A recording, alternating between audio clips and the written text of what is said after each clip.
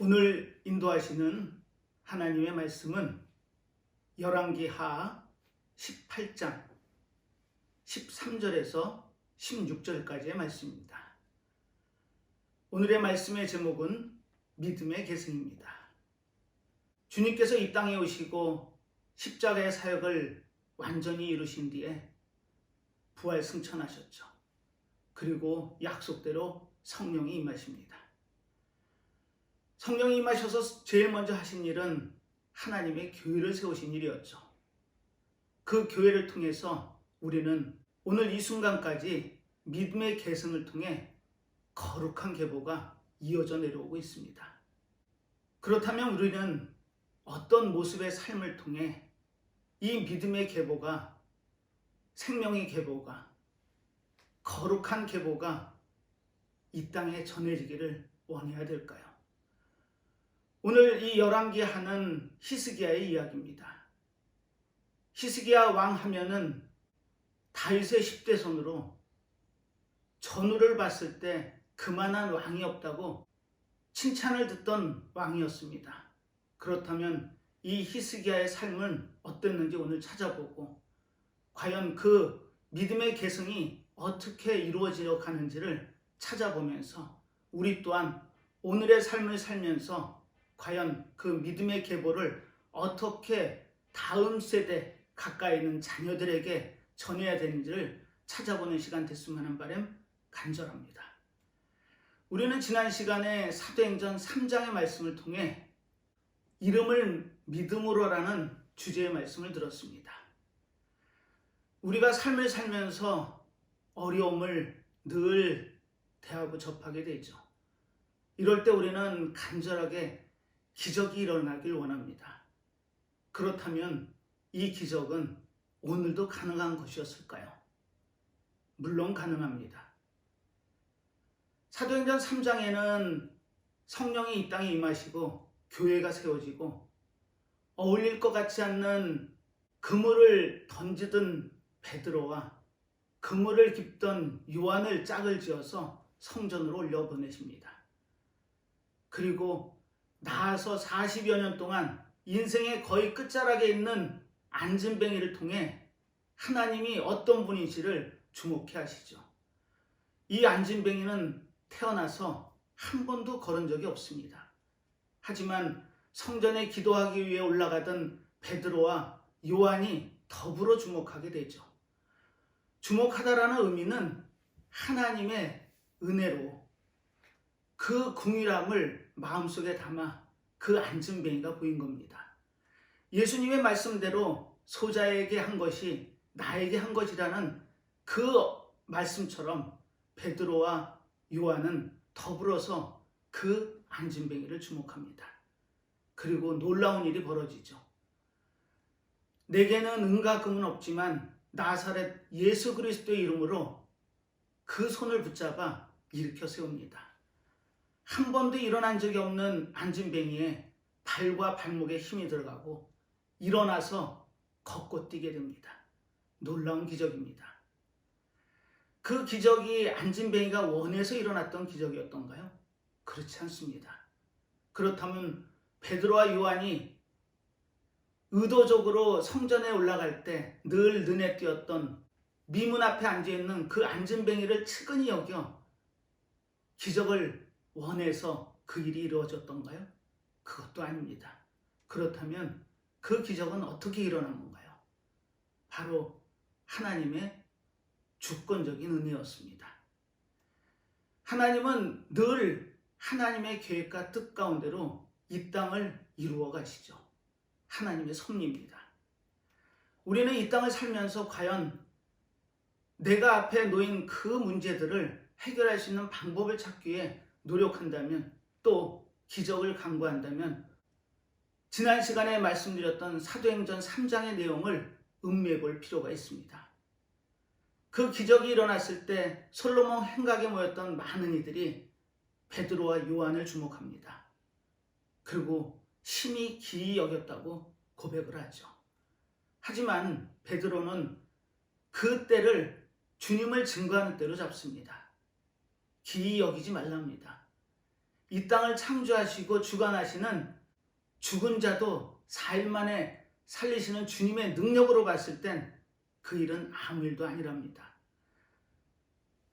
고치는 정도의 기적은 주님에게는 아무 기적이 되지 않는다는 이야기를 베드로는 선포하고 있었죠. 그리고 또 한 가지가 있습니다. 그 당시에 이스라엘 백성들은 이 모든 기적들이 한 사람의 권능과 경건으로 이루어진다고 알고 있었죠.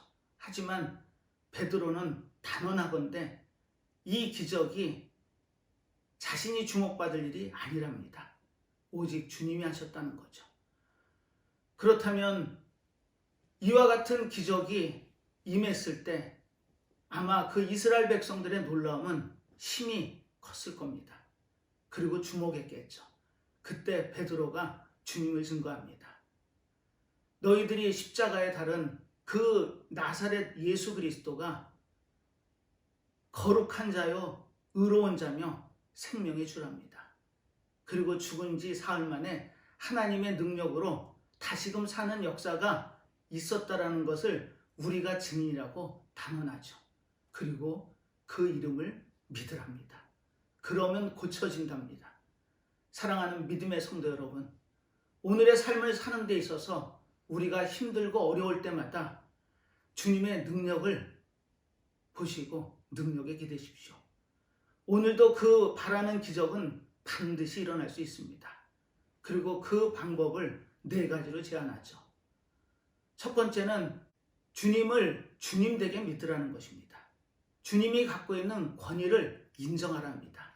그분이 창조주요 이 땅의 주관자임을 우리는 신앙의 고백을 통해 그분을 우리의 주님으로 모신 겁니다. 그리고 2번째, 신뢰하라 합니다.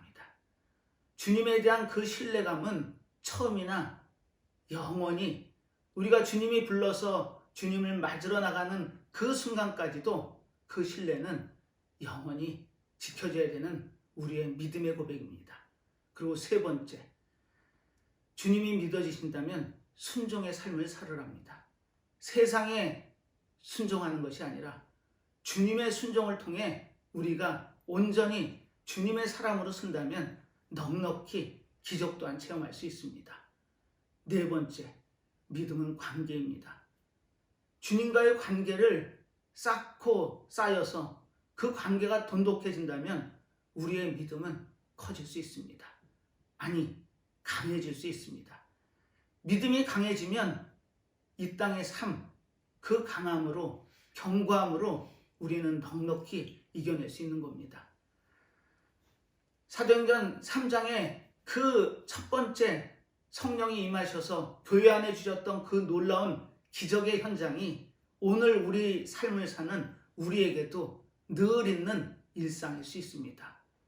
단 우리가 주님을 나의 주님으로 고백하고 그분의 능력을 믿고 그분을 신뢰하며 순종하는 삶을 살아 그 믿음이 견고해진다면 우리는 넉넉히 늘 일상에서 주님이 주시는 은혜를 축복으로 기적으로 받을 겁니다. 이 땅의 삶 이겨낼 수 있습니다.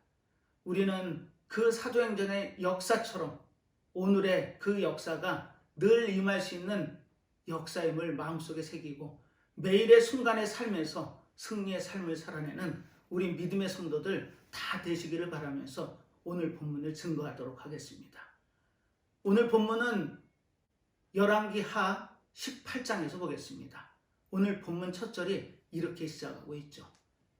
히스기야 왕 14년에 아수르 왕 사네립이 올라와서 유다 모든 견고한 성읍들을 쳐서 취하매 이렇게 기록이 되어 있습니다. 오늘 이 본문 말씀을 통해서 우리는 믿음의 계승이 어떻게 이루어져야 되고 또한 우리가 믿는 믿음의 그 능력과 권능이 무엇인지를 찾아 앞선 세대의 삶을 사는 우리가 가까이 있는 자녀들에게 또 오고 오는 다음 세대들에게 온전한 믿음의 계승이 이루어졌으면 하는 바람에서 오늘 말씀을 증거하도록 하겠습니다. 18세기 말에서 태어나 19세기 초반까지 살았던 유대계 독일인으로 시인 하인리 하이네가 있습니다. 이 하이네는 유대인이니 당연히 하나님을 믿어야 함에도 불구하고 하나님에 대한 불만과 저항으로 하나님을 멀리합니다. 그리고 인생의 끝자락에서 그 아픈 몸을 부여잡고 자신이 인생의 후반기에 작품 활동을 했던 프랑스에 살던 그때 파리에 있는 루브르 박물관을 방문합니다. 그 마지막 경험을 글로 담아낸 것이 로만체로입니다. 이 로만체로의 내용을 잠깐 들여다보면 이런 고백이 나오죠.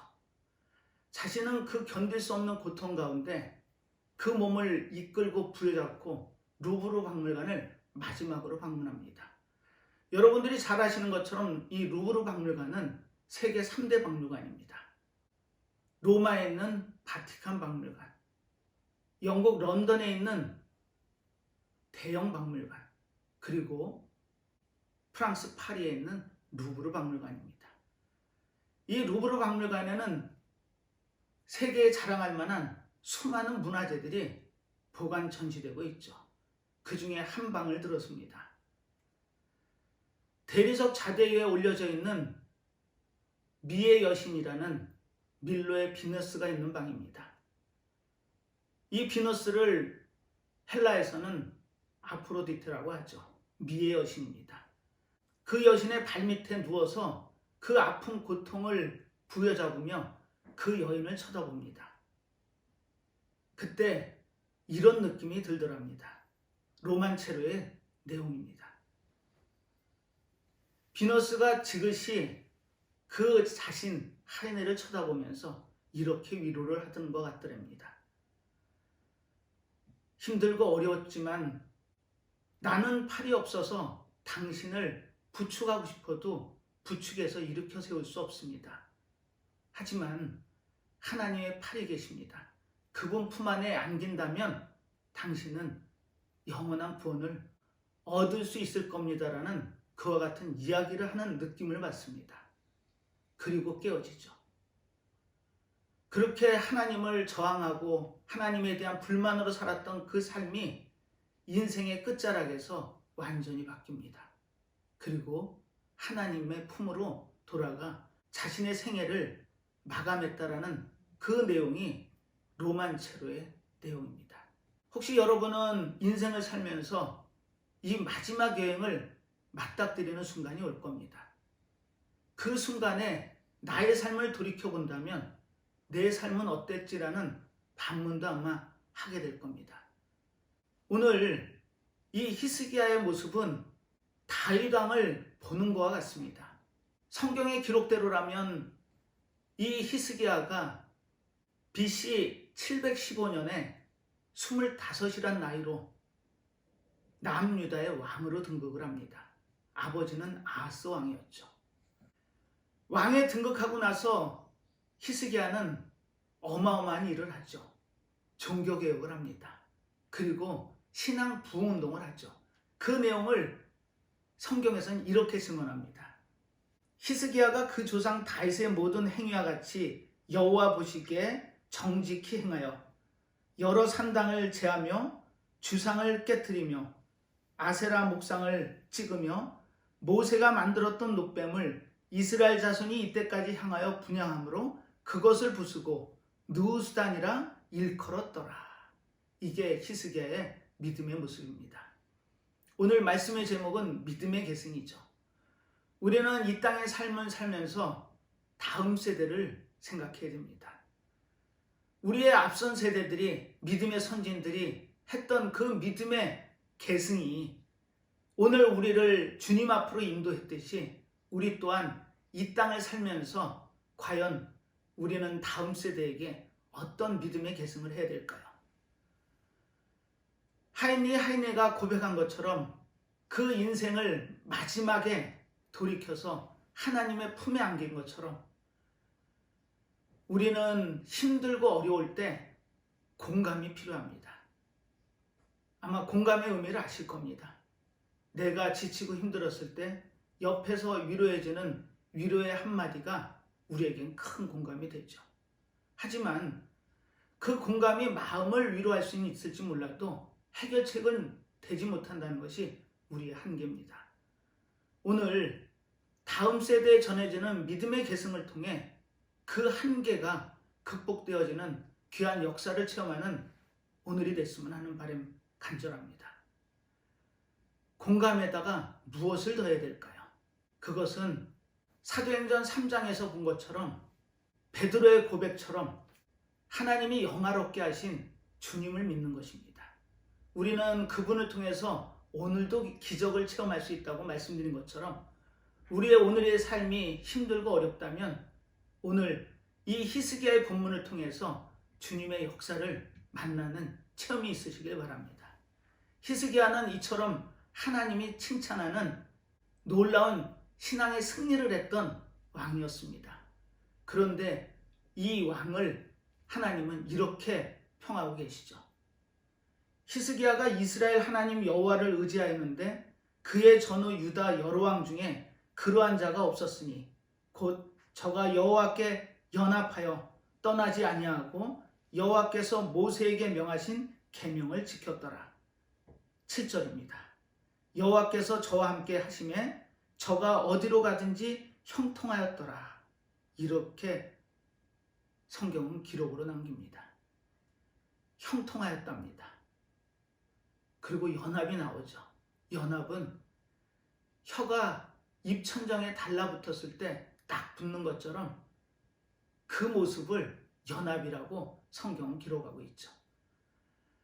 이랬던 히스기야가 오늘 본문에선 놀라운 의아스러운 결과를 우리들에게 목도하게 합니다. 한번 내용을 확인해 볼까요?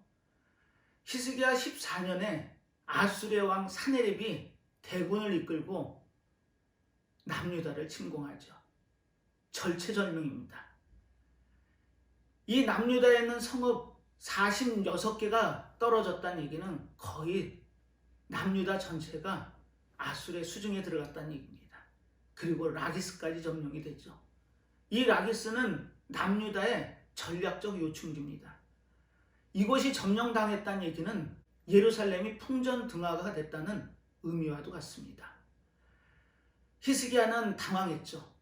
이 라기스가 점령당했다는 소식을 듣고 이 아수르 왕 사네립에게 굴욕의 편지를 씁니다.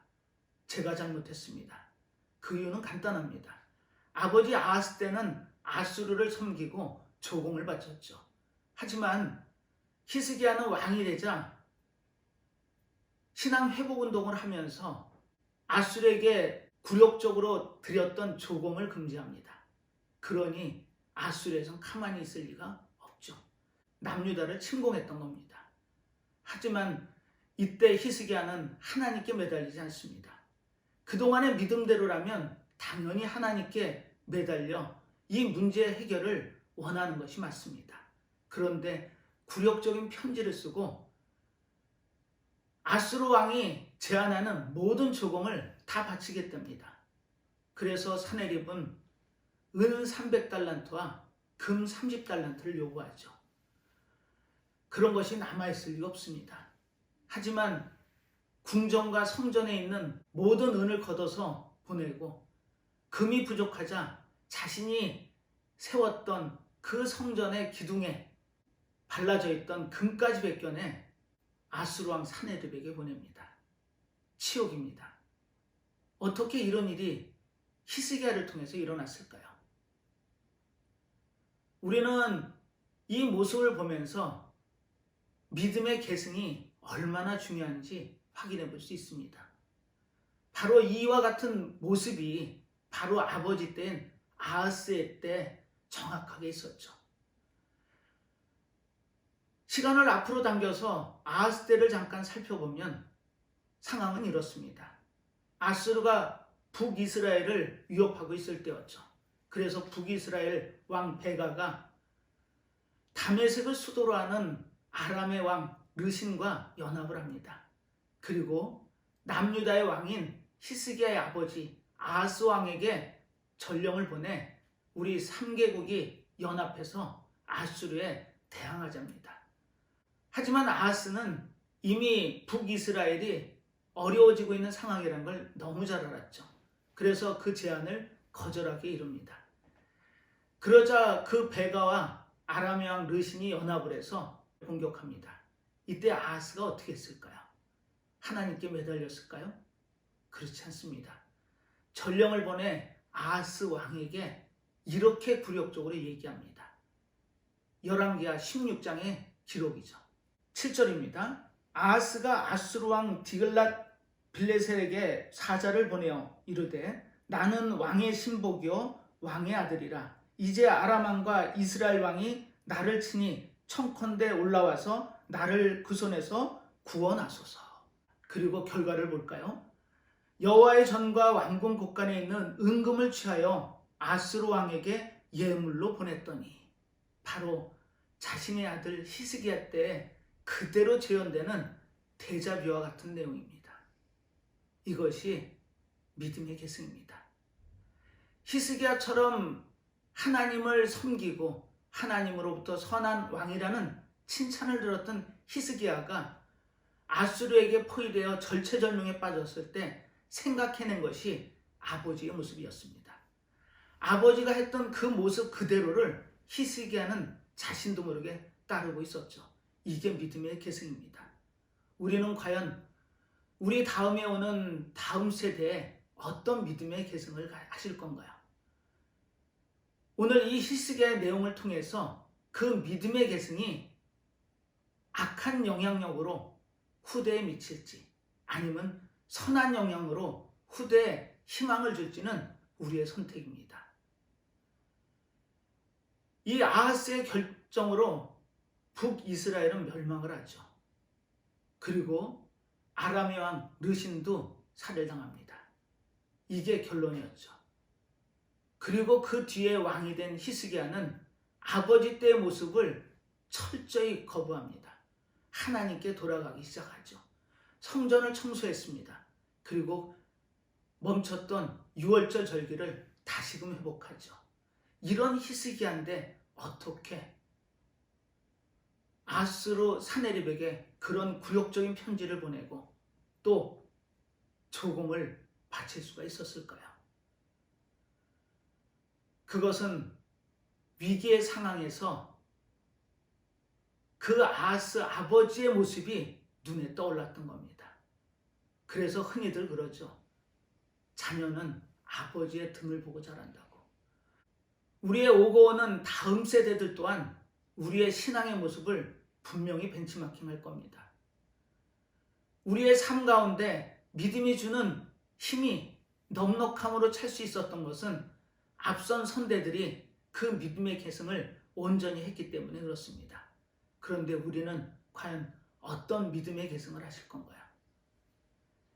히스기야의 모습을 통해 영향력이 그만큼 크답니다. 그 내용을 출애굽기 20장에선 이렇게 증언하죠. 출애굽기 20장은 바로 이스라엘 백성들의 하나님께서 십계명을 주시는 장면입니다. 5절 6절에 가서 확인을 해보면 이런 내용이 기록이 되어 있죠. 악한 영향력은 3세대까지 하나님이 갚으실 거며 선한 영향력은 1000대까지 갚으시겠답니다. 우리는 과연 1000대까지 영원히 갈 선한 영향력을 행하고 계시나요? 아니면 우리 뒤에 3, 4대까지 이르는 그 어려움을 초래할 건가요? 오늘 본문을 통해서 우리가 과연 어떻게 하면 선한 영향력을 통해 우리의 다음 세대, 가까이 있는 내 자녀에게 믿음의 계승이 이루어질지를 찾아보겠습니다. 한자 사자성어 중에 근주자적, 금목자흑이라는 사자성어가 있습니다. 그렇다고 세상 이야기를 하는 것이 아닙니다. 이 내용은 이렇죠. 인주처럼 빨간색을 가까이 하면 붉어지고 묵처럼 검정색을 가까이 하면 검게 된답니다. 이 의미가 뭐죠? 가까이 있는 사람의 영향력을 받는 것이 우리의 한계랍니다. 주위에 착한 사람이 있으면 나 또한 착한 사람이 되는 거고, 주위에 악한 사람들만 둘러싸여 있다면 나 또한 악한 사람의 길을 갈 수밖에 없다는 것이 우리의 한계고 영향력입니다. 이 세상의 사자성어가 이런 지혜를 줄진데 우리는 과연 어느 길을 가실까요? 사도 바울은 로마서 8장 5절에 이렇게 증언하죠. 육신의 일을 쫓는 자는 육신의 일을, 영의 일을 쫓는 자는 영의 일을 생각하나니. 이 의미가 뭐죠? 이것은 우리가 하나님의 자녀의 백성으로 이 땅을 살면서 어디를 생각해야 되는지를 사도 바울의 증언을 통해 알 수 있는 내용입니다. 영의 일을 생각하는 사람이 영을 쫓는답니다. 우리는 과연 세상 일을 육신의 정욕, 안목의 정욕, 이생의 자랑을 쫓으실 건가요?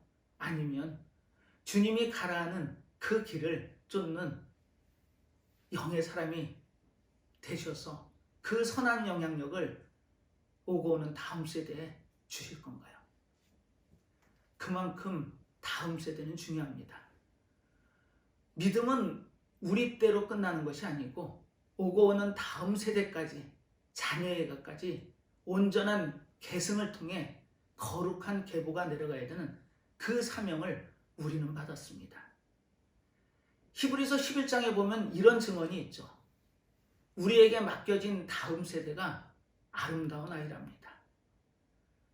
사도행전 7장에는 스데반 집사가 이렇게 증언하죠. 하나님의 아이랍니다. 똑같이 모세를 칭하는 단어입니다.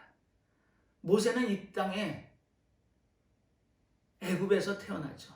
그때 이스라엘 백성들은 종살이를 하던 시기였습니다.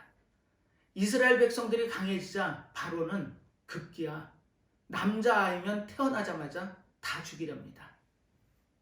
그때 모세의 부모가 믿음으로 이 아름다운 아이, 스데반의 고백처럼 하나님의 아이를, 나에게 맡겨진 하나님의 기업을 살려내기로 작정을 합니다. 그리고 바로의 위협이 두렵지 않았답니다. 그 두렵지 않은 그 믿음, 그것이 오늘의 우리의 믿음으로 승화되어 왔습니다. 과연 우리는 그와 같은 위기 상황에서 믿음으로 그 아름다운 아이를 살릴 수 있는 영적인 힘이 있으신가요? 오늘 히스기야를 통해서, 이 본문을 통해서 우리는 선한 영향력이 천대까지 간답니다. 하지만 아하스의 그 악한 영향력이 히스기야를 무너뜨리죠. 그것이 믿음입니다. 우리는 과연 어떤 믿음을 통해 다음 세대에게 거룩한 계보를 계승하실 건가요? 가장 중요한 것이 선한 영향력입니다. 그리고 그 선한 영향력은 우리의 눈물의 기도로 물꼬가 바뀌죠. 삶이 풍성함으로 와닿을 수 있습니다. 망나니에 불과했던 어거스틴을 모니카의 눈물의 기도가 성 어거스틴으로 살려내죠. 우리는 이 앞선 세대의 삶을 살면서 그 선한 영향력이 오고 오는 다음 세대, 자녀들에게 온전히 가게끔 해야 되는 그런 소명을 받은 자들입니다. 내 아이가 아름다운 아이듯이 다음 오고 오는 세대의 모든 아이들이 아름다운 아이, 하나님의 아이로 보여야 됩니다. 그렇다면 우리의 삶은 당연히 달라져야 되겠죠. 그 순수한 사랑의 힘이 전해진다면, 그것이 나타내진다면 천대까지 영원히 그 다음 세대를 축복하시겠다는 하나님의 놀라운 약속이 이 히스기야의 모습을 통해 우리에게 전해지고 있는 겁니다. 자, 그리고 두 번째 이야기가 20장에 등장을 하죠. 20장의 내용은 이렇습니다. 바로 그때라는 의미는 예루살렘이 아수르 왕의 군대에 의해서 포위가 되죠.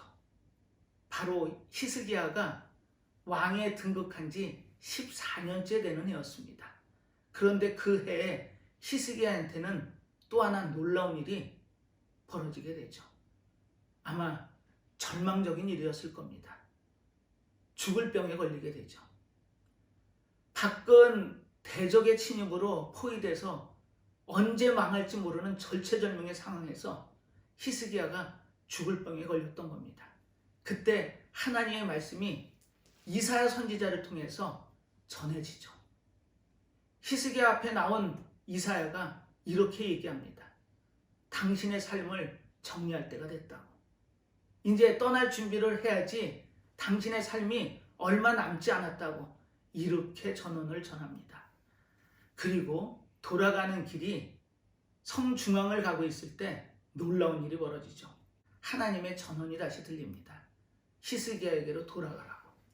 무슨 일이 있었나요?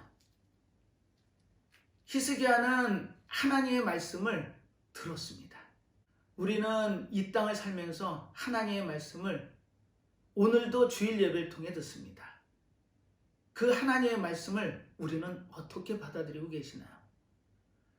히스기야는 이사야를 통해 전해진 하나님의 말씀을 듣습니다. 그런데 분명한 건 세 가지가 달랐습니다. 그 첫 번째는 무엇이었던가요? 하나님의 말씀에 귀를 기울였습니다. 좋은 소식이었던가요? 이제 얼마 남지 않았답니다. 삶을 정리하랍니다. 그와 같은 하나님의 말씀도 히스기야는 놓치지 않고 귀담아 듣습니다. 그리고 두 번째입니다. 그 하나님의 말씀을 깨닫게 해달라는 은혜를 간구하죠. 그 모습을 성경에서는 벽 쪽으로 돌아앉아 기도를 했답니다. 그 절망적인 상황에서도 히스기야는 벽 쪽으로 몸을 돌려, 여기서 벽 쪽으로 몸을 돌린다는 건 완전히 자세의 바꿈을 의미합니다. 회개를 의미하죠. 자신의 잘못을 통해 그 굴욕적인 편지를 라기스로 보내고 또 그 조공을 성전까지 뜯어서 보냈던 히스기야. 그 히스기야가 자신의 잘못을 깨달은 겁니다. 그리고 돌아앉죠. 그리고 하나님께 기도를 합니다. 이것이 믿음의 앞선 세대의 모습이었습니다. 죽을 병에 걸려서 날짜를 받아놓은 그 상황에서 성은 완전히 포위돼서 있는 그와 같은 절체절명의 상황에서 히스기야는 하나님을 찾았던 겁니다. 이것이 믿음의 선진의 모습입니다. 하나님의 말씀을 들었을 때 그 말씀을 귀 기울여 들었습니다. 그리고 그 말씀의 의미를 깨닫기를 원했죠. 이사야를 통해서 너는 곧 죽을 거야 라는 이야기를 들었을 때 히스기야가 어떤 마음이 들었을까요? 삶을 포기했을까요? 그렇지 않습니다. 하나님이 이사야를 통해서 그 말씀을 전하셨을 때는 분명한 의도가 있으시다는 걸 간파했습니다. 그리고 하나님께 매달렸죠. 눈물로 기도했습니다. 그리고 하나님이 가라 하는 그 순종의 삶으로 자신의 삶을 바꿉니다. 이것이 믿음의 선진들이 행했던, 택했던 그와 같은 믿음의 모습입니다. 오늘 열왕기 하에 히스기야의 모습을 통해서 우리는 두 가지를 깨달아야 됩니다. 그 선한 영향력이 천대까지 영원히 우리의 삶을 소망과 희망으로 바꿔줄 거고, 또 그 들리는 하나님의 말씀을 통해 귀담아 듣고 그 말씀의 의미를 깨달아 순종의 삶을 사는 그 모습을 통해 하나님은 역사를 바꾸십니다. 가던 길에 있던 이사야를 되돌려서 하나님의 바뀐 마음을 다시금 전하죠. 살 수 있답니다. 이것이 하나님이 주시는 놀라운 기적입니다. 그리고 무화과 열매를 다져서 그 환부에 그 무화과 반죽을 올리자 히스기야가 하나님의 약속대로 3일 만에 성전에 올라가 하나님께 감사의 제사를 드릴 수 있는 놀라운 기적을 체험합니다. 그렇다면 그 성 밖에 있는 대적은 어떻게 됐을까요? 수십만의 대군이었습니다. 그런데 하나님이 그 히스기야의 마음을 받으시고 하룻밤사이에 그 대적을 치십니다. 하룻밤사이에 죽어나간 주검이 18만 5천 명이랍니다. 이것이 하나님의 놀라운 역사임을 기억하시기 바랍니다. 안진뱅이를 일으켜 세우는 그 기적 또한 우리는 감당할 수 없는 기적이죠. 상상할 수 없는 기적입니다. 하지만 그 성을 둘러쌌던 그 강력한 아수르의 대군이 하룻밤사이에 18만 5천 명이 죽어나가고 또 죽을 날짜를 받아놓은 히스기야가 다시금 3일 만에 회복이 돼서 성전에 나가 하나님을 섬길 수 있는 그와 같은 역사를 하시는 분이 하나님의 권능이고 능력임을 기억하시기 바랍니다. 우리가 다음 세대를 위해서 준비해야 되는 게 그 믿음입니다. 그렇다면 그 믿음을 통해 우리는 무엇을 깨달을 수 있을까요? 하늘을 나는 비행기도 길이 있습니다. 항로라고 하죠. 망망대해를 건너는 배에도 길이 있습니다. 그리고 천상명시에는 이렇게 기록을 남겼더라고요. 바람에도 길이 있다고. 그렇다면 하나님의 자녀 백성으로 사는 우리에게 또한 하나님이 주신 분명한 길이 있을 겁니다. 그 길이 살 길임은 우리는 성경의 말씀을 통해 깨달을 수 있죠. 그 말씀에 대한 놀라운 찬양이 시편 119편에 있습니다. 그 119편의 105장에 가서 오늘의 주제의 말씀을 찾습니다. 내용은 이렇습니다. 하나님의 말씀이 내 발이 향하는 앞에 있는 등불이고 내가 가고자 하는 목적의 빛이랍니다. 그것이 뭐라고요? 하나님의 말씀. 너무 중요한 절이니까 제가 찾아서 읽어보겠습니다. 시편 119편 105절입니다. 주의 말씀은 내 발의 등이요 내 길의 빛이니이다. 아멘. 우리는 이 말씀을 사모해야 됩니다. 이 말씀이 내가 가고자 하는 방향의 등불이랍니다. 그리고 내가 가야 되는 목적의 빛이랍니다. 그렇다면 그 말씀이 어떤 결과를 우리에게 희망을 줄까요? 50절에 나와 있습니다. 이 말씀은 나의 곤란 중에 위로라. 주의 말씀이 나를 살리셨음이니이다. 아멘. 말씀의 역사로 우리는 공감, 위로를 받을 수 있습니다. 그리고 그것뿐이 아니죠. 바로 구원을, 다시 삶을 얻을 수 있답니다. 장영희 교수가 있죠. 태어나서 1살에 소아마비를 했습니다. 평생 불구로 살죠. 어린 친구들하고 같이 어울릴 수 없었습니다. 그래서 한쪽 편에 앉아서 측은히 앉아 있었죠.